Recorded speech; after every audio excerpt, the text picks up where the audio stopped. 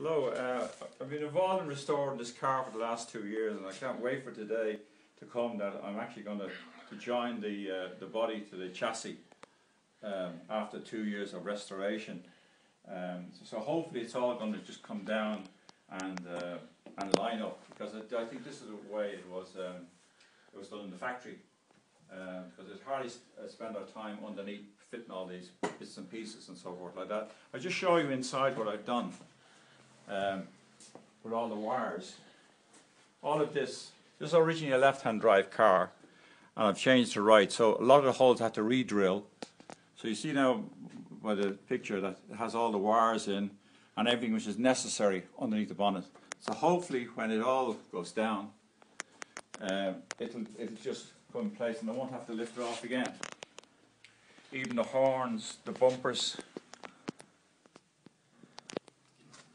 So so hopefully now we're going to push the chassis on the trolley underneath, in line with the body, and then we're going to let the body down gradually. And wish us luck. Dominic, just a couple of questions. Can I ask you where you got this car? I bought this in Florida with an E-Type, and I bought E-Type for spares, but I done up the E-Type, so this lay in my factory for about 8 years. Because I have a similar car, a 140, but as you get older, this car has wind-up windows. It's a 120 drop head, so it's a bit more comfort in driving the Roadster. We've done quite a lot of alteration to the gearbox. This is an XJ6 gearbox with overdrive, which would be a better job than the original.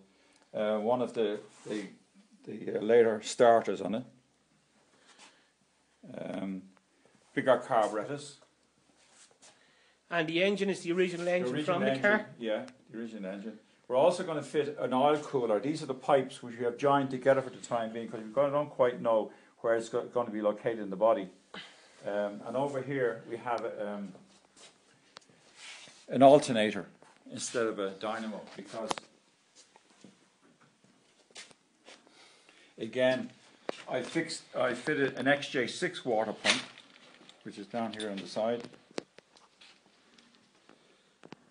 because there's no water pump with it when I got it. So and you've gone to the electric fan. No blades at all on the top, behind it, just directly. As the later Jags, like the Series 3, Series 1 and Series 3 E-Types, they had no mechanical fan, they had electric fans.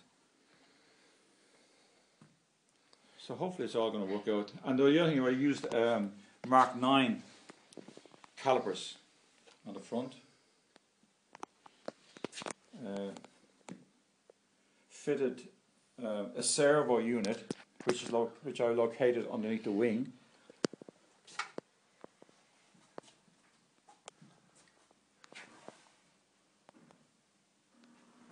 And it has the original drum brakes on the back. But we put an equalizer here at the back, so that if too much pressure goes to the back, it pushes it to the front, which is also used on Mini. So everything we've used, apart from that, is actually all Jaguar stuff. I believe more details of this restoration are to be found at the Irish Jag Club, www.irishjagclub.ie. So lads, we push it across first. Yep.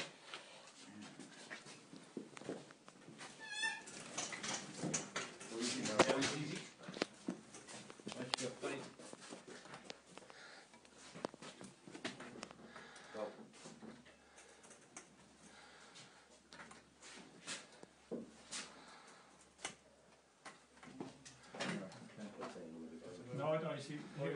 Here now, I think. Yeah, but it's... No, the whole thing's moving. Lift it up. Hold on. Lift it up a bit. No, don't pull it around. Lift it up again. Now push it back. No. Okay. Now, Dominic, we're at the getting the car down to this. We're getting the body down to this stage now. And Dominic, if you don't want to say another few words, please. Things are looking good at the moment, but we have to put the steering column, underneath at this stage. Now we can only get up a certain amount because the frame, which is supported by the block and chains, is in the way of going right the way through. But we have to get the column up underneath, otherwise we won't get in afterwards. It's looking very, very good. The body going down, so everything seems to be fine. No damage, no great lumps or nothing out at this stage. Okay, here we are back with Dominic. Many hours later, we now have the body down. No, as you can see, the body is within about 2 inches from the chassis. We have the difficult job done, which is the steering column. Now remember, this was a left-hand drive car, and we've changed to right. This is the first time it's been together as a right-hand car. So far so good. The only thing we did, we had to actually take the carburetors off the engine. We just couldn't seem to be able to get the column in properly. So we've taken the carburetor off. Originally they had carburetors which was 1 3/4 inch. I replaced it with 2-inch carburetors, which was used later. I'm also putting a regulator on it, a fuel regulator on it, which means that it gives a bit of a reserve, so it's not relying solely on the actual pump. You can alter the pressure, because sometimes if there's too much pressure, it pushes up the needle of the carburetors and so forth like that. and you'll have too much fuel flowing. Fuel, into that's the, right. It'll overflow. It actually Yeah. overflows. It pushes up the needle, so too much comes into it, as such, right? I believe this is a 3.4 litre, Dominic. It is, yeah. Originally, And yeah. you've had this engine fully overhauled. Yeah, completely, yeah. Yeah. I still see we have the struts braced into the car to keep Yeah, it. we're hoping the biggest doubt is that just to take that struts off and for me to sit in it, because you see I have the frames of the seats are in here at this stage. So I think we're ready now to just let it down on its final journey towards marriage, hopefully for the rest of its time. Just step one so there, like that one.